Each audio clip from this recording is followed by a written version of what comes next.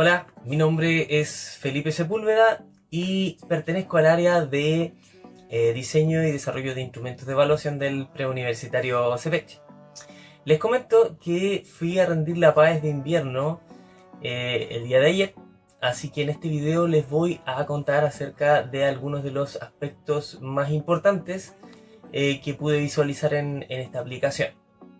Lo primero, respecto de las características de la PAES, podríamos decir que esta prueba estuvo abordable dependiendo del punto de vista del que se le mire.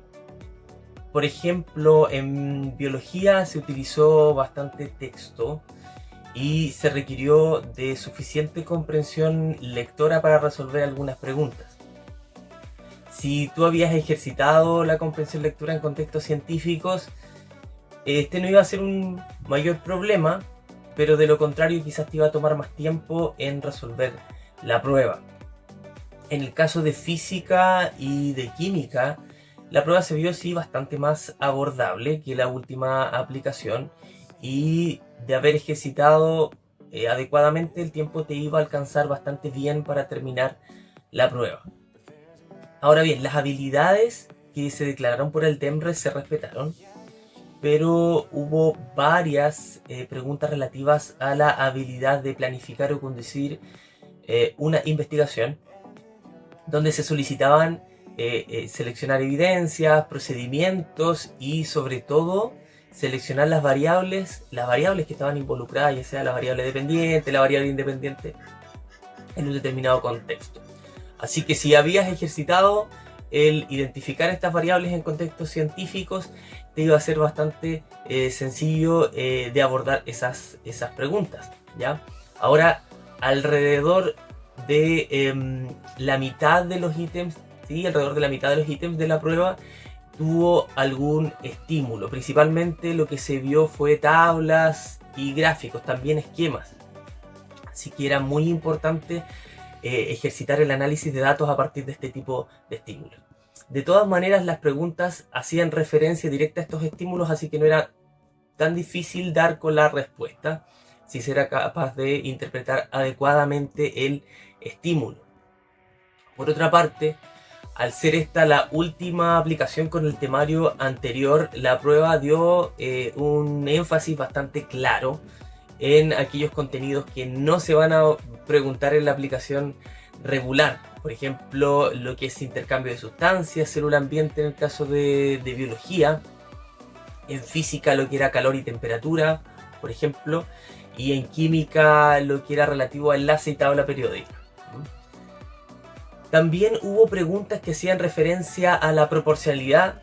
La proporcionalidad, bien digo, inversa o directa entre las variables.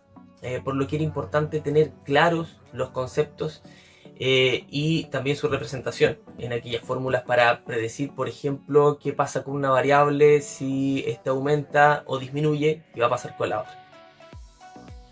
Y respecto del temario, si se preguntó lo declarado en el temario, yo diría que sí, se preguntó lo declarado en el temario para la PAES de invierno. En cuanto a contenidos, en cuanto a habilidades, la estructura era bastante similar a lo que se ha venido confeccionando en aplicaciones anteriores. Bastante equilibrada la distribución entre los ejes, así que no hubo mayores cambios en ese sentido que pudiesen habernos sorprendido. Lo que sí es posible resaltar es que se ha ido innovando cada vez más en la manera de preguntar una misma habilidad, por lo que si tú te acostumbras a ver un mismo tipo de pregunta relativo a un contenido y ves en la PAES que lo preguntan de otra manera, puede que pienses que no se respetó el temario, pero sí, en esta oportunidad sí se respetó. Y respecto de alguna novedad o cambio, si existió alguna novedad o cambio, yo diría también que sí. Hubo algunos en la presentación, por ejemplo, de algunos estímulos.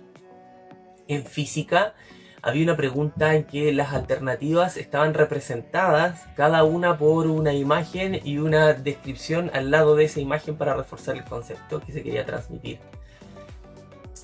Otra cosa que también pudo ser innovador es considerar conceptos cruzados entre las ciencias.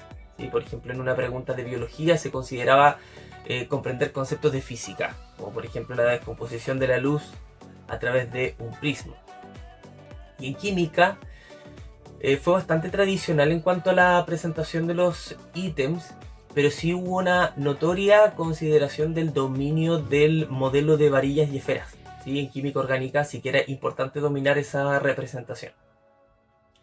Así que bien, esos fueron algunos aspectos importantes respecto de la PAES de invierno que pudiese comentarles. Yo les recomiendo que si van a volver a rendir la PAES este año, sigan practicando su comprensión lectora en contextos científicos.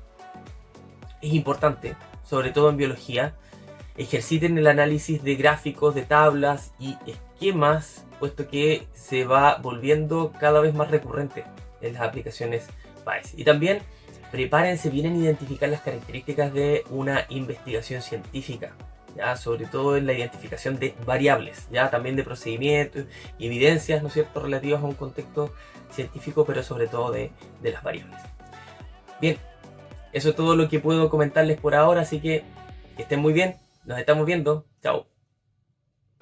Ahora que ya sabemos cómo fue la PAES 2024, analicemos un ejercicio, el cual dice lo siguiente. Una persona de 60 kilogramos desciende en ascensor, el cual frena con una aceleración de magnitud 0,25 metros partido por segundo al cuadrado.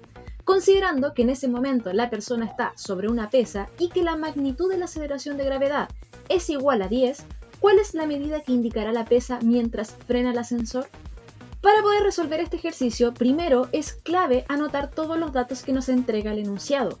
Fíjate que nos entrega datos numéricos, por ende hay que realizar alguna especie de cálculo. Nos entrega la masa de la persona, que es igual a 60 kilogramos, la aceleración de frenado, que son 0,25 metros partido por segundo al cuadrado, y finalmente nos mencionan la aceleración de gravedad, que es igual a 10.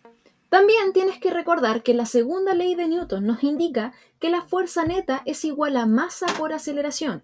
¿Por qué sabemos que estamos ante la segunda ley de Newton? Porque en el enunciado nos menciona que este ascensor está desacelerándose, es decir, que está frenando. Por ende, no hay un reposo ni una velocidad constante, sino que hay involucrada una aceleración. Dentro de las fuerzas que podemos reconocer en el enunciado tenemos la fuerza normal, ya que este individuo se encuentra apoyado en una superficie, y también tenemos la fuerza peso. Recuerda que la fuerza peso siempre está presente en todos los cuerpos que se encuentran dentro de nuestro planeta.